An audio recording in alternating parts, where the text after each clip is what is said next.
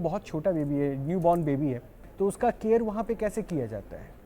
हाँ, बहुत एडवांसेस हो चुके हैं नियोनेटल केयर में। नियोनेटल आईसीयू जो है, हम ये समझ लें, अगर हम सबको पता हो कि सब बच्चे, जो मोस्टली बच्चे जन्म पे रो गए जिनका वज़न 2.5 किलो या 2 किलो के ऊपर है, और जो बच्चे जिसको कोई और बीमारी नहीं है, वो बच्चा बेशक सिजेरियन भी हुआ है, वो बच्चा माँ के साथ ही रहना चाहिए, जिसे कहते हैं ज़ीरो सेपरेशन पॉलिसी।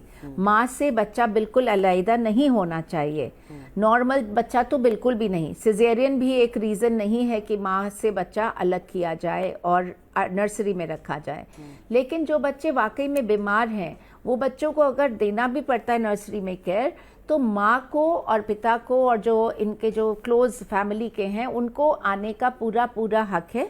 और वो माँ के साथ बच्चे, अब तो हम कहते हैं मैटरनल न्यूबॉर्न केयर यूनिट, तो अब तो हम ये कह रहे हैं कि माँ और बच्चे का जुड़ाव इतना ज़्यादा ज़रूरी है कि माँ नर्सरी में ही माँ का बिस्तर हो और माँ उसके साथ उसका केयर कर सके और भागीदारी रहे माँ की बच्चे की देखरेख में। रही बात इलाज के लिए क्या क्या चाहिए, बहुत एडवांस्ड मशीनें भी होती हैं, मगर मैं आपको कहूँगी इसेंशियल न्यूबॉर्न केयर, ENBC, मतलब कि नवजात शिशु का जो बहुत इसेंशियल केयर है, वो केवल सिंपल सा है। वो सिर्फ है बच्चे को गरमाइश मिले, जिसके लिए सबसे अच्छा रहता है एक प्रणाली स्किन टू स्किन केयर, जिसे कहते हैं कंगारू मातृ सेवा या कंगारू मदर केयर। और दूसरा होता है बच्चे को माँ का, केवल माँ का ही अपना दूध मिले और बच्चे को संरक्षण मिले, एक सिक्योरिटी मिले इन्फेक्शन से, तो संक्रमण से बचाव। ये 3 चीज़ें सबसे ज़्यादा अहम है, और अगर इन चीज़ों की और माँ के साथ जुड़ाव रहे, ज़ीरो सेपरेशन रहे, तो ये सबसे अधिक सबसे ज़्यादा बच्चों में रिटर्न ऑफ इन्वेस्टमेंट हमें मिलेगा। मगर कुछ बच्चे जो बीमार रहते हैं या बीमार हैं, जन्म से उनके लंग पूरे तरह नहीं बने हैं, या जिनको बच्चे जन्म पे रोए नहीं हैं, जिनको स्पेशल हेल्प की ज़रूरत है, उन बच्चों में या इन्फेक्शन है जन्म से, या कोई भी और एनामली है या कोई विकृति है, उन बच्चों के लिए हमें खास ये नियोनेटल गहन का हमें ज़रूरत पड़ती है, नियोनेटल आईसीयू की। और उसमें कई मशीनें होती हैं, वार्मर होते हैं जो उन्हें बाहर से गर्मी देते हैं, क्योंकि ये बच्चों को ठंडा होने की संभावना रहती है, और ठंडा होने से कई प्रॉब्लम्स और हो सकती हैं, जिससे कॉम्प्लिकेशन हो सकती है। तो सबसे इम्पॉर्टेंट है बच्चे को गरमाइश मिले, और सबसे ज़्यादा अगर माँ की छाती से लग के मिले, उससे बेहतर कुछ नहीं है। उसके सिर्फ लेकिन यही गरमाइश का फायदा नहीं है, बहुत सारे मान रही होंगी कि अब ठीक है, मेडिकल साइंस भी बहुत अपने आप को इम्प्रूव कर रहा है, हर दिन कुछ नई नई चीज़ें ऐड ऑन हो रही है, लेकिन NICU में, क्योंकि न्यूबॉर्न बेबी को फीड कराना सबसे बड़ा चैलेंज होता है अगर वो NICU में है, मतलब अपनी मदर के साथ नहीं है। ऐसे केसेस में तब कैसे फीड कराते थे? डॉक्टर्स की तब जिम्मेदारी क्या बन जाती थी? डॉक्टर्स और नर्सेस के भरोसे ही समझ लीजिए नर्सरी चलती है। सबसे ज़्यादा हमारी बैकबोन नर्सेस हैं, और अब हम माँओं को इतना प्रशिक्षण देते हैं कि माँ ही एम्पावर हो जाती है, और माँ भी बहुत सारी चीज़ें हैं जो माँ कर सकती है, जो स्किल्ड वाली कुछ चीज़ें हैं वो नर्सेज या डॉक्टर्स करते हैं। सो एक तो ये भागीदारी बहुत ज़रूरी है, जिसे हमने कहा परिवार केंद्रित देखभाल। दूसरा, हमें फीडिंग के लिए हमारा एक मूल जो हमारा एक उपाय है, या जो चीज़ एक प्रिंसिपल है, वो ये है कि माँ का दूध राइट फ्रॉम शुरुआत से, बच्चे के जन्म होने के बाद, बेशक 6 महीने के ऊपर बच्चे का वज़न हुआ है या पूरे टाइम पे जाके हुआ है, उसमें बहुत ज़रूरी हो जाता है कि हम केवल ध्यान बच्चे पे ही नहीं रखें, हमारे को माँ के साथ भी ये चीज़ लग के करना है कि बच्चे का होने के उपरांत 1 घंटे के अंदर अंदर माँ दूध निकालने की प्रक्रिया चालू करे।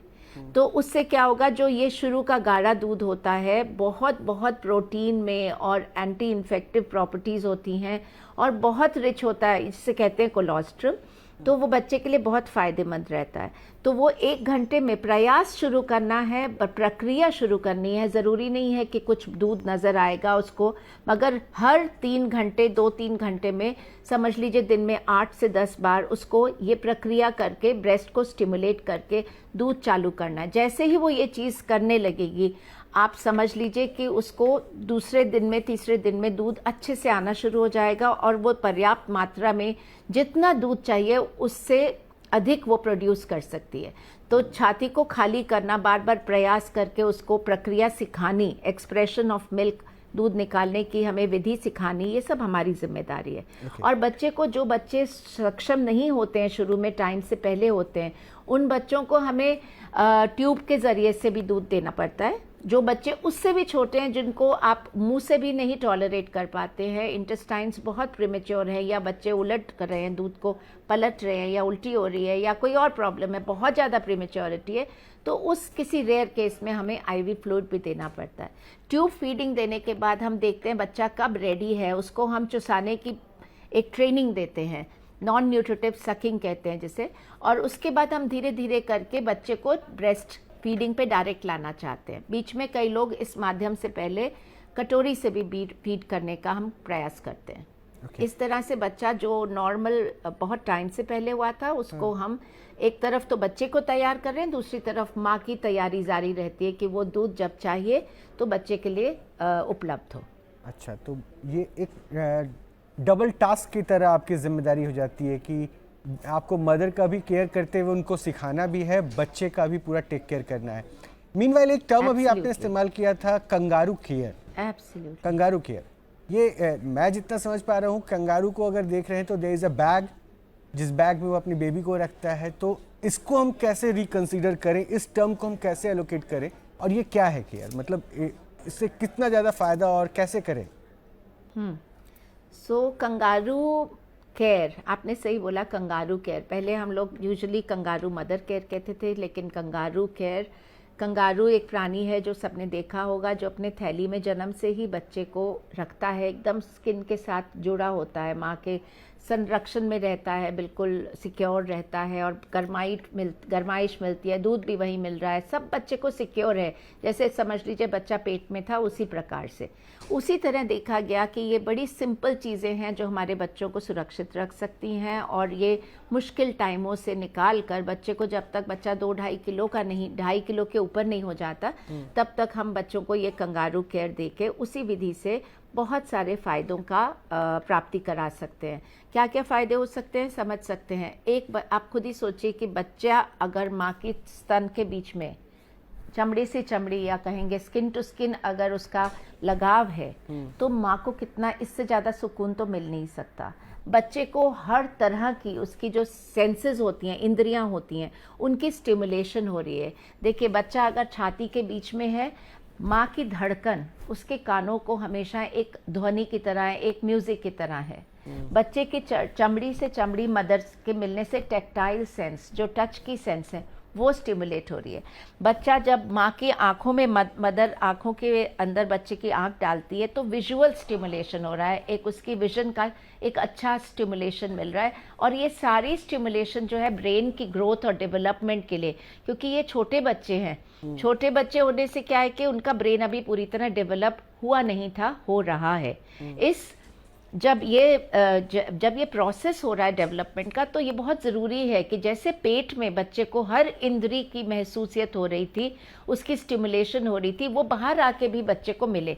तो मात्र एक ये कंगारू मदर केयर की ही एक ये प्रावधान है, या ये सॉल्यूशन है, जिसमें हर इंद्री भी स्टिमुलेट होती है, एक पूरा होलसम ब्रेन को डेवलपमेंट होने का एक स्टिमुलस मिल रहा है।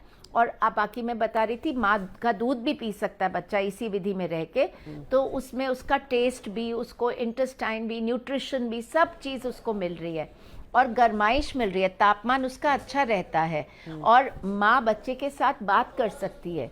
तो ये बहुत अच्छी तरह से बच्चे को टच से उसको स्टिमुलेट कर सकती है। तो ये एक बॉन्डिंग भी बच्चे को लाइफ लॉन्ग बनाता है। दूसरा ये भी देखा गया है कि इससे इन्फेक्शन से भी बचता है बच्चा। तो दिन में 20-20 घंटे तक माएँ अपने साथ ऐसे बांध कर बच्चे को कैरी करके भी, अगर घर में भी जैसे जाता है 1200-1500 ग्राम का बच्चा, तो वो भी घर में ये चीज़ प्रणाली तय कर सकती है। ये नहीं कि मदर को 20 घंटे बिस्तर में ही रहना है, वो अपना कार्यकाज कर सकती है आराम से। तो ये बहुत अच्छी प्रणाली है, समझ लीजिए, कोई इसका मूल्य नहीं है, कोई कॉस्ट नहीं है, और इतना ज़्यादा अच्छी है, इसके फ़ायदे इतने ज़्यादा हैं कि माँ के साथ बच्चे का मतलब लगाव भी इतना ज़्यादा, और माँ ही नहीं, केवल माँ नहीं, माँ को जब आराम करना है, माँ कुछ और काम व्यस्त है, तो पिता करे ना। पिता और बच्चे के बीच में जो बंधन है, इतना लाइफ लॉन्ग अच्छा। इसकी बॉन्डिंग बनती है। दादी कर सकती है, नानी कर सकती है, कोई भी कर सकता है, दादा कर सकता है।